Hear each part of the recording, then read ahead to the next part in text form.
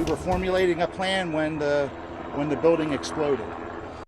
A near tragedy today in Maryland. A gas leak sparks an explosion at a Howard County shopping center. Fortunately, none of the businesses were open at the time.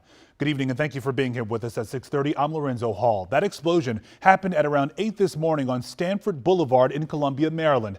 Thankfully, some good news here. No one was hurt, thanks in part to crews already on scene investigating the source of that gas leak. Our Jess Arnold is there live now with more on what business owners are saying. Jess. Lorenzo, most of the crews have left for the day, but by no means is this investigation over. Taking a look at this damage, the fire chief says that this building is probably totaled, which clearly is not hard to believe. Now, they're concerned about it collapsing, so they are not going to be letting anyone in just yet until they can see whether or not this structure is stable. But I did speak with some business owners and the fire chief who said that this really could have been a lot worse. It was a huge boom. We were getting up, getting ready to go to church and work this morning, and all of a sudden the windows shook in the house. The whole house shook. It kind of felt like a bigger earthquake than what we had a few years ago. Angelina White soon came to find out it wasn't an earthquake. A building in the Lakeside Shopping Center exploded a little before 8 Sunday morning after the fire chief says natural gas migrated into the building.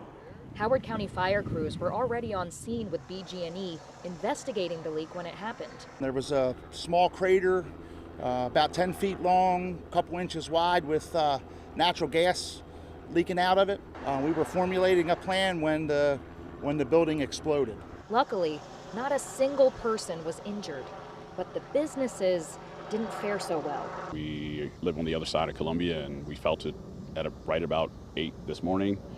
I was here by about 8:30 and gas was still burning in the parking lot, and it looked like a bomb went off here. Kelly Sykes owns Touchstone Physical Therapy and Wellness, which looks to him like it's been pretty much demolished. It's my livelihood. It's what I do for a living. It's how I help people, and not being able to do that for the foreseeable future, it hurts more than I care to admit, to be honest with you. Howard Fire says there was a coffee shop, restaurants, legal offices, all likely unusable. It is heartbreaking. This is one of my 4 locations, and when I heard, I was very, very sad because it takes time to bring the business up. As business owners watch the investigation and cleanup in disbelief, they're still thankful they lost property and not people. Now, these business owners are worried about 2 things right now. 1, if they can get in to see if anything is salvageable, and 2, what insurance might cover. Yeah, and Jess, we know this explosion was so strong. So what about some of those businesses outside of this shopping center? Were they impacted or damaged at all?